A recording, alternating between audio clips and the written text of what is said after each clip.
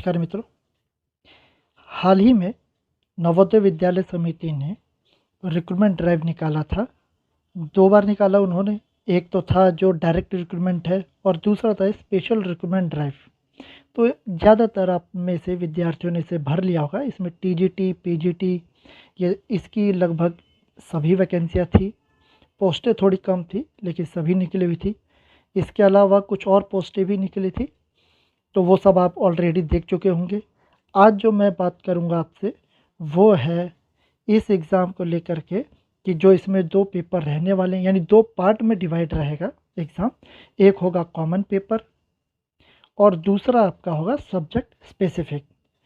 और कॉमन वाले के साथ ही एक चीज़ और ये जोड़ते हैं और वो होता है आपका हिंदी और इंग्लिश, जो इस बार भी क्वालिफाइंग नेचर ही रहेगा। तो ये डिटेल देखते हैं विशेष रूप से पीजीटी को लेकर के कि पीजीटी में एग्ज़ाम का पैटर्न क्या रहने वाला है और उसके दोनों पेपरों के, यानी जो कॉमन पेपर है उसका भी सिलेबस जो जारी कर दिया है एनवीएस ने, उसके अलावा सब्जेक्ट स्पेसिफिक क्या सिलेबस रहेगा वो भी देखेंगे।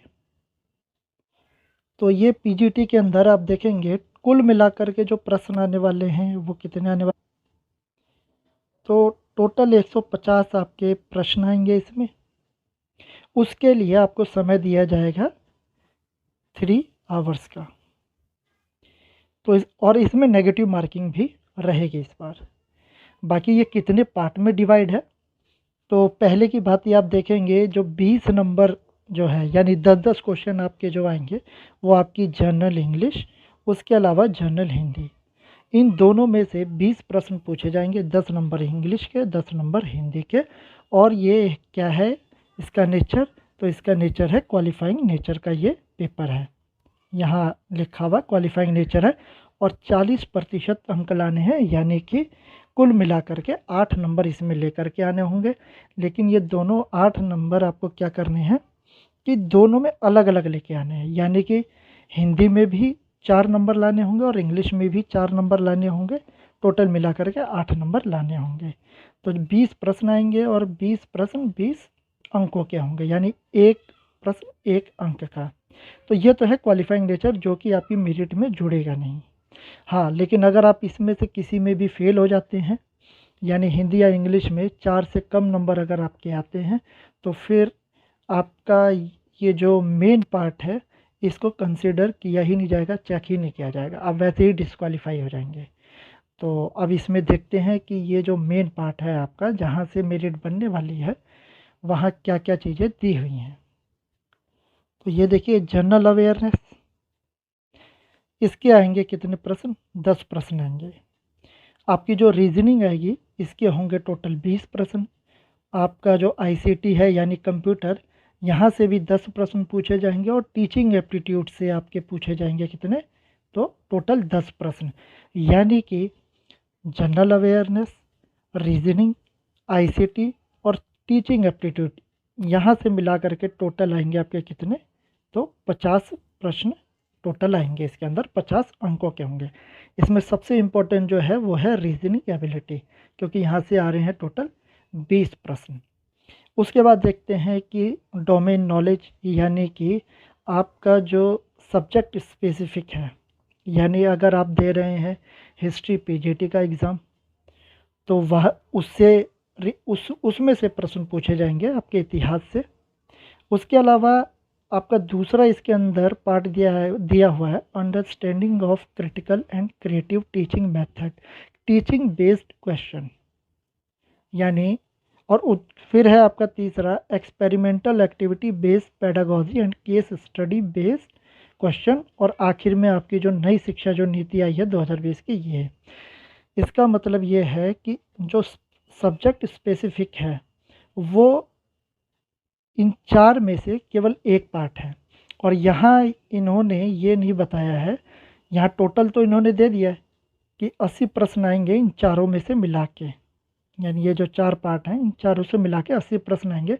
लेकिन कहाँ से कितने प्रश्न पूछे जाएंगे ये कुछ कहा नहीं है, लेकिन मेरा ये एक अंदाज़ा है, या तो इन तीनों में से आपके जो ये 3 पार्ट हैं यहाँ से 5-5 प्रश्न पूछ सकता है, मेरा एक अंदाज़ा है मोटा मोटा, हद से ज़्यादा ये 10 प्रश्न पूछेगा, यानी आपके सब्जेक्ट स्पेसिफिक 50 या 60 प्रश्न वहाँ से आएंगे।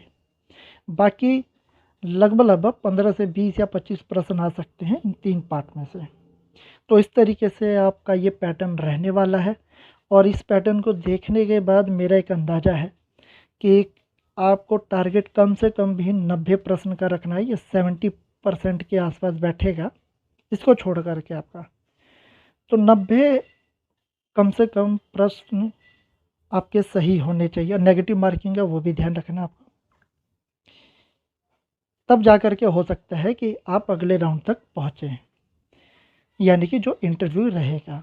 अब हम देखते हैं कि इसका जो पहला पार्ट है, यानी ये जो 4 पोर्शन आपके यहाँ दिए हुए हैं, उसके अलावा आपका जो ये 6 जो पार्ट दे रखा है यानी हिंदी इंग्लिश, इसका एक बार सिलेबस देखते हैं, और फिर उसके बाद ये आपका जो सब्जेक्ट स्पेसिफिक है। लेकिन सब्जेक्ट स्पेसिफिक में इन्होंने केवल ये सब्जेक्ट का ही दिया हुआ है, बाकी ये 3 पार्ट के सिलेबस यहाँ नहीं दिए गए हैं। तो एक बार चेक करते हैं। तो ये जो आपका सिलेबस है जो जारी किया गया है, देख सकते हैं आप, recruitment drive 2022-23 NVS common topics. तो रीजनिंग एबिलिटी है पहला, इसके अंदर वही जो कॉमन रहते ही हैं लगभग सभी एग्ज़ाम्स में, आपने देखा ही होगा, puzzle and setting arrangement, data sufficiency, statements based question हो गया आपका। तो ये देख सकते हैं आपका ब्लड रिलेशन, वो सारे के सारे यहाँ पर आपके दिए हुए हैं। उसी तरीके से फिर न्यूमेरिकल एबिलिटी है, नंबर सिस्टम, सिंपल इंटरेस्ट, ये सारी चीज़ें दी हुई हैं। टाइम एंड वर्क, एवरेज हो गया, डाटा इंटरप्रिटेशन हो गया, ये सारी चीज़ें दी हैं। फिर है आपका जनरल अवेयरनेस में आपका जो करंट अफेयर है वो उसके अंदर दिया हुआ है with special emphasis in the field of education, यानी एजुकेशन से रिलेटेड जितने भी करंट अफेयर है वो पूछे जाएंगे। तो आपको पिछले 1 वर्ष में जो भी एजुकेशन सेक्टर के अंदर या शिक्षा से संबंधित जो भी करंट अफेयर है उस पर फोकस करना है मुख्य रूप से आपको। उसके बाद यह आपका जनरल हिंदी और जनरल इंग्लिश है, इसका आप देख सकते हैं सिलेबस। तो इसको तो क्वालिफाई करना था आपको। और फिर आपका आ जाता है आईसीटी, यानी कि कंप्यूटर का जो बेसिक कॉन्सेप्ट हैं आपके कंप्यूटर के, देख सकते हैं कीबोर्ड है, एमएस ऑफिस है, shortcut and there uses, important computer terms and abbreviation, computer network, cyber security and internet, teaching aptitude है। फिर अंत में वो है टीचिंग नेचर, यानी जो बिल्कुल बेसिक चीज़ें हैं वो यहाँ पर दी हुई हैं, चाहे वो टीचिंग एप्टीट्यूड है, आईसीटी है, हिंदी इंग्लिश, ये सभी। यानी कि जो सिलेबस है वो काफ़ी इजी है। तो इसीलिए क्या है कि इसमें मेरा अपना मानना है, हालांकि नेगेटिव मार्किंग भी है, लेकिन कट ऑफ मेरे हिसाब से तो कोई भी विषय हो 60 या 65% से तो ऊपर रहेगी ही रहेगी। अब एक बार हम देख लेते हैं जो इसका सब्जेक्ट स्पेसिफिक है उसका इन्होंने क्या सिलेबस दिया हुआ है। तो ये जो सब्जेक्ट है ये आप देख सकते हैं, syllabus for written examination for PGT. Website पे टीजीटी पीजीटी सभी के सिलेबस पड़े हुए, मैं उसका लिंक दे दूंगा डिस्क्रिप्शन में, तो वहाँ से आप इसे डाउनलोड भी कर सकते हैं और अपने हिसाब से इसे चेक कर सकते हैं। फ़िलहाल मैं इसके अंदर जो पीजीटी हिस्ट्री है उसका आपको सिलेबस दिखाता हूँ। तो ये है आपका पीजीटी हिस्ट्री का सिलेबस, और इसके अंदर क्या है, तो ये जो पहले सिलेबस था कुछ भी उसके अंदर कोई भी चेंजेस नहीं किए गए हैं। सब्जेक्ट के अंदर वो सेम जैसे पहले था वैसा का वैसा ही रखा गया है। और अगर आप इसको पता करना हो कि ये सिलेबस एक्चुअल में कहाँ से उठाया गया, तो ये सीधे सीधे आपकी एनसीईआरटी उठा करके और वहाँ से उठा करके ये सिलेबस दिया गया है। तो एक बार चेक कर लेते हैं फिर भी क्या क्या टॉपिक्स हैं इसके अंदर। तो इंडियन हिस्ट्री के अंदर, अच्छा इसमें इंडियन हिस्ट्री और वर्ल्ड हिस्ट्री दोनों दिया हुआ है इसके अंदर। तो सबसे पहले आपका प्राचीन भारत से देख सकते हैं, हड़प्पा सिविलाइजेशन आ जाता है। फिर आपका मगध और 16 महाजनपद इसके बारे में है। बुद्धिज़्म और जैनिज़्म आ जाता है आपका। फिर आपका है मौर्य, गुप्त, और उसके अलावा है वैदिक से लेकर के 7वीं सेंचुरी तक जो भी सोसाइटी एंड इकोनॉमी रही है उसके बारे में, यानी ये जितने भी टॉपिक हैं ये आपके प्राचीन भारत के आ जाते हैं। फिर उसके बाद आता है आपका मेडिवल हिस्ट्री। तो मेडिवल हिस्ट्री के अंदर सबसे पहले सल्तनत एरा आ जाता है, उसके अंदर हिंदू किंगडम के बारे में, क्योंकि जो क्लेश हुए इनके वो देखना है, और इस्टेब्लिशमेंट ऑफ दिल्ली सल्तनत। फिर है आपका डायरेक्ट मुग़ल पीरियड।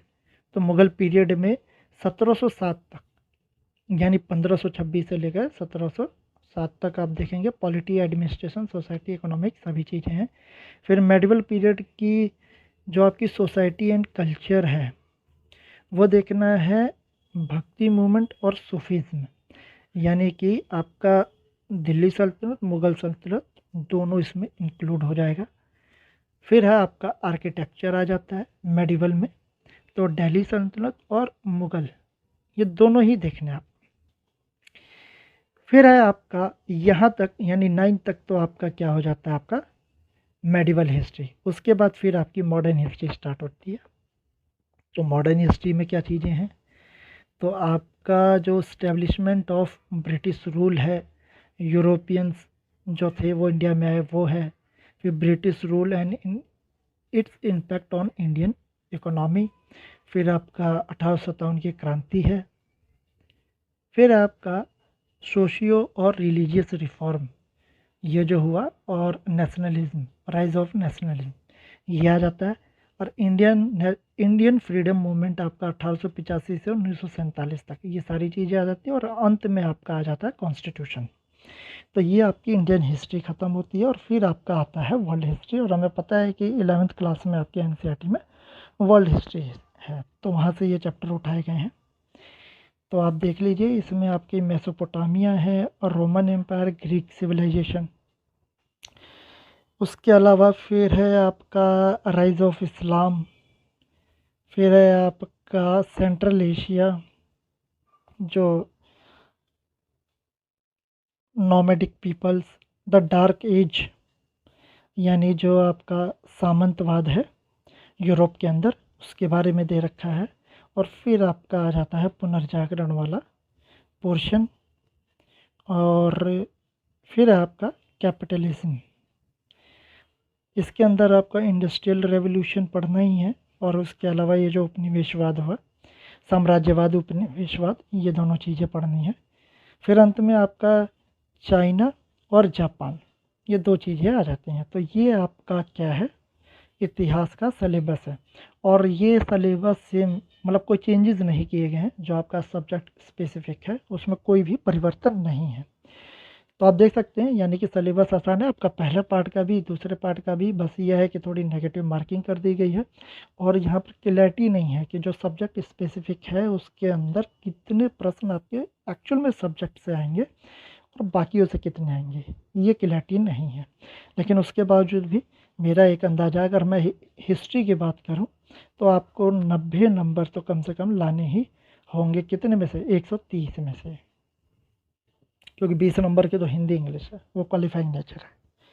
तो ठीक है, इसके अलावा जो भी अपडेट होगी वो मैं आपको बताऊंगा। एनवीएस से रिलेटेड काफ़ी समय बाद वैकेंसी आई है, और हो सकता है कि जल्द ही केवीएस की भी आए। और केवीएस और एनवीएस में बहुत ज़्यादा अंतर होता नहीं है।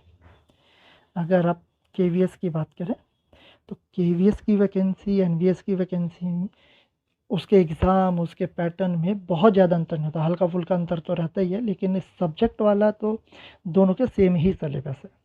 आपका जो कॉमन पेपर है उसमें कभी कभार वो अंतर कर देते हैं, जैसे कई बार वो नेगेटिव मार्किंग नहीं रखते, यानी केवीएस में नेगेटिव मार्किंग नहीं होती, हो भी सकती है नहीं भी हो सकती है। तो ये है। धन्यवाद।